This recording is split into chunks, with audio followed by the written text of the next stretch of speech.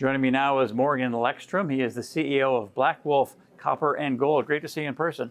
Great to see you in person for once. So, one of your biggest shareholders gave a keynote today. I was lucky enough to moderate that along with Rob McEwen, Frank Justra. Very interesting conversation. So what does it mean? How did that actually come about that he got involved with Blackwolf? You know, I got to be honest, it was before I started, but it was because of Rob McLeod, our chairman, his extensive knowledge of the Golden Triangle, working in the Fiore office, and, you know, having friends around like Sean Kuhn from Dolly Varden and making those links together.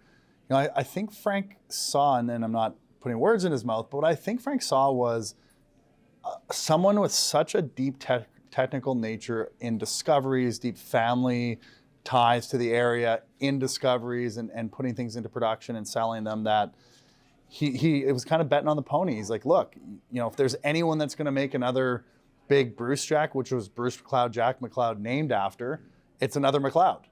And that's Rob. And that's, I think, how it all started.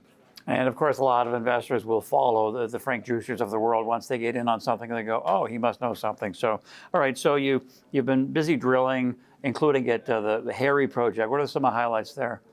Well, look, we hit this visible gold vein, and we told the market about it, didn't put a picture out, and then we got our results back. It was 10 ounces or 312 grams gold in the visible gold portion, but we had a secondary portion of the hole that we had assayed, and you know, it wasn't visible, but we hit another 277 grams. So very similar to what Bruce Jack, which just sold for 3.6 billion, similar to their geology, how they go in. They get these 1 meter high grade veins, they mine it over 10 meters, they dilute down, they don't grade control, they dilute down, and maybe they got 30 grams or they got 20 grams.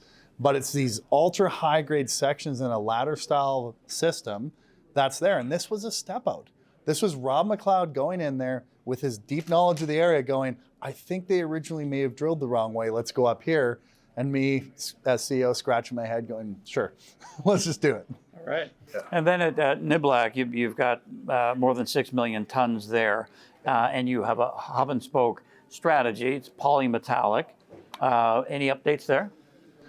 Yeah, with critical metals becoming such an important part of society, especially localized critical metals in an already defined deposit with copper, zinc, gold, and silver, we're looking at how do we extract value from that, either direct shipping ore to a hub and spoke model, or how do we model, or even now where we're looking at modeling that separately and shipping to another plant. There's multiple avenues there to create value for this company. And that's something over this next few months we're going to be trying to extract very quickly. Lastly, on the macro side, you're going to tell us something here. I'm not sure what yet, but just in terms of sentiment, back to Juster, he was saying that he's never seen such a disconnect between the price of gold and gold valuations. I talked to the CEO of Sheraton Gold, Mark Brennan. He said he's been around a long time. He said, I haven't seen sentiment this bad since the late 90s, post-Bre-X. So why is that, and when does it come out the other side? 100% agree with Frank and Mark. The sentiment is what it is right now. It's not great. Where I fundamentally think we are not doing a great job, and you know, people say training and bringing young people up and stuff like that, it's actually narrative. We have not established the correct narrative in the industry to outsiders. So when you talk about a stock, you're like, okay, what our narrative is our story. The mining story right now is incorrect. The mining story is we wreck the earth, you don't need us, when it's factually the other way. You know, like Rob said, they're looking at the most green ways to create tailings and do something with it. Amazing, right? This industry is progressing rapidly. We do a notoriously horrible job at controlling our narrative.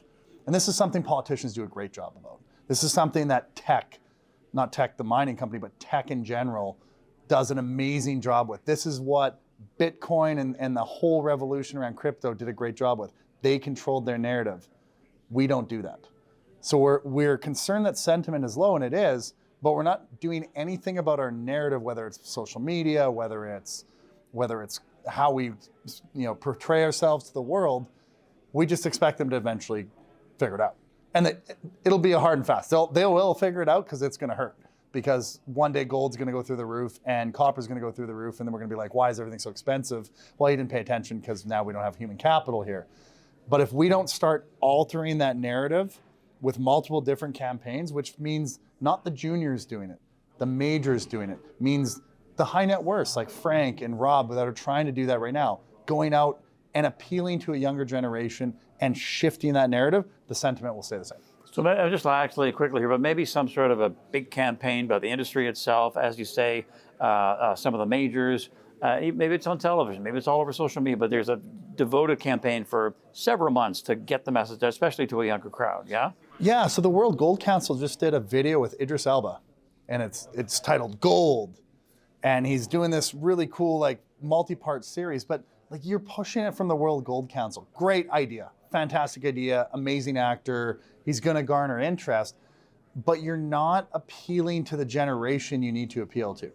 We need to appeal to, I'm 38, I'd say my generation and down. Because when you put the net value of, or the net worth of people on the podium up there, the young generation holds like half of it right now. And that's through the tech space. They need to have a fundamental shift.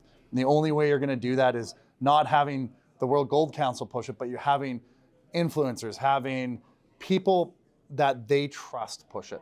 Because when you're pushed from a corporation, of course, that's our narrative. We need to back channel it and rechannel it back to that narrative. Very interesting views, and we'll hear more from you, Morgan, in the future. Thanks a lot. Appreciate it. Thanks. Okay, great stuff. Morgan Lekstrom, he is the CEO of Blackwolf Copper Gold.